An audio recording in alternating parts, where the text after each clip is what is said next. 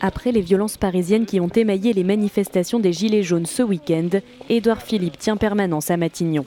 Dans une tentative d'apaisement, le Premier ministre français reçoit les différents chefs de parti.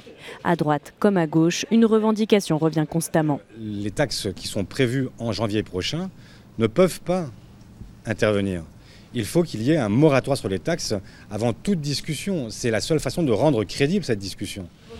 L'augmentation de la taxe sur les carburants, l'étincelle qui a provoqué l'incendie, est en effet au cœur du débat.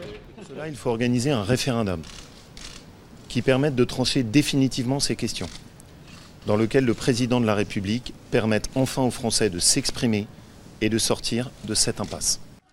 Si l'opposition est unanime pour critiquer le mutisme présidentiel, le Rassemblement national de Marine Le Pen et la France insoumise vont eux encore plus loin, à l'image de Jean-Luc Mélenchon qui réclame des élections anticipées.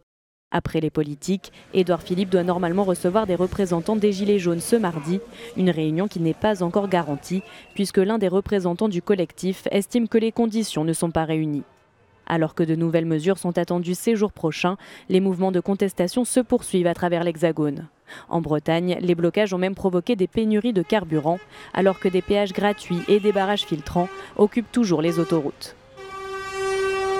En marge du mouvement, à Paris, ce sont les ambulanciers qui ont pris place devant l'Assemblée nationale pour réclamer la suspension de la réforme des transports sanitaires.